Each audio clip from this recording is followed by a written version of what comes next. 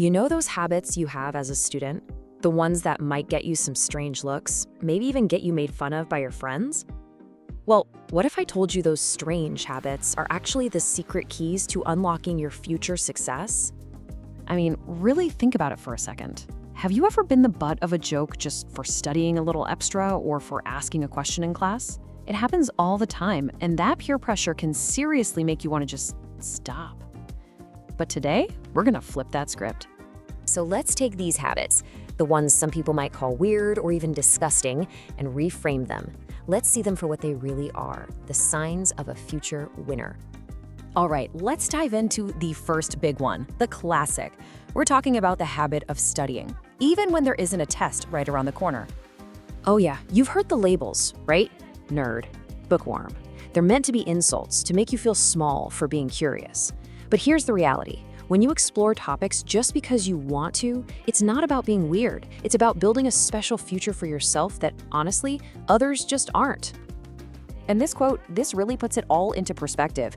If you cave in to the teasing and you stop, who actually wins? Your friends.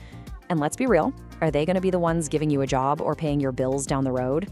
Nope. This is all about investing in yourself. So let's be crystal clear about this. If you study when you don't have to, you're not mad. You're great. End of story. Okay, moving on. This next habit is less about what you do alone with your books and more about having the courage to speak up in public, especially when you're terrified of looking weird. So yeah, the label they slap on you is weird for asking a silly question. But let's talk about the reality. What's really going on is that you're showing courage. And here's the secret. The same friends who are laughing probably have the exact same question, but they just don't have the guts to ask it. They're making fun of a courage they wish they had. I absolutely love this quote because it totally reframes your role in the classroom. You're not just some passive person sitting there listening, you're an active participant. When you ask a question, you're helping to complete the lesson for everybody. You're making real learning happen. So don't ever forget it.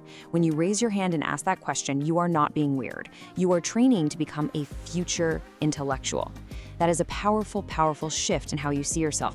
All right, brace yourself, because this next one, it might be the toughest habit to really embrace, but wow, is it powerful. We're talking about using public embarrassment as a strategic tool for learning.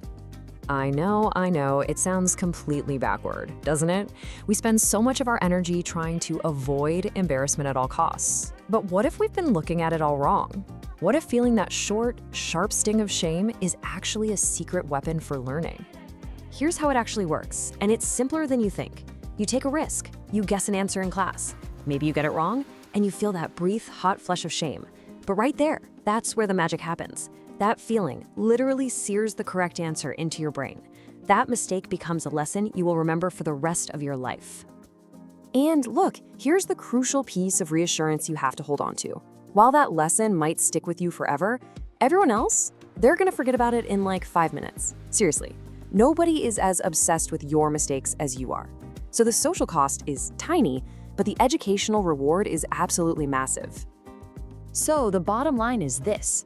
Embracing these moments, being willing to be wrong in public, that doesn't make you stupid. It's actually a mark of genius. It's a strategy to learn faster than everyone else. All right, our final habit for today, and this one kind of ties everything together. It's all about your attitude towards your teachers and why being cooperative is so often seen as, well, uncool.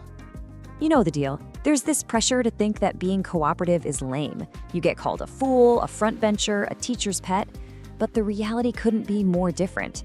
Cooperation and respect aren't foolish at all.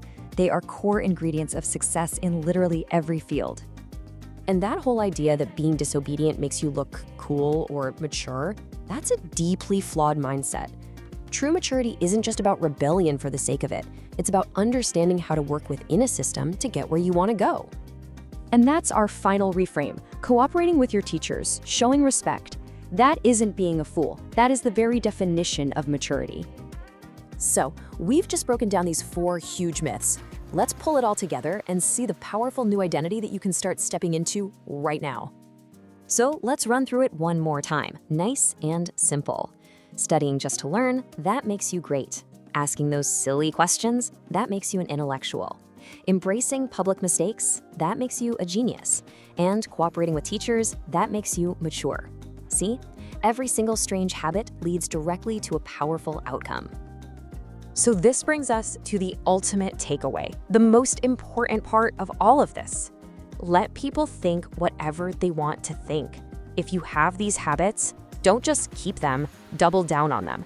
Continue them unapologetically, because now you know the truth. So, I'll leave you with this one question. After seeing all this, which strange habit are you going to own starting today? Which myth are you going to start turning into your personal strength? The choice is yours, and believe me, the future it builds is yours too.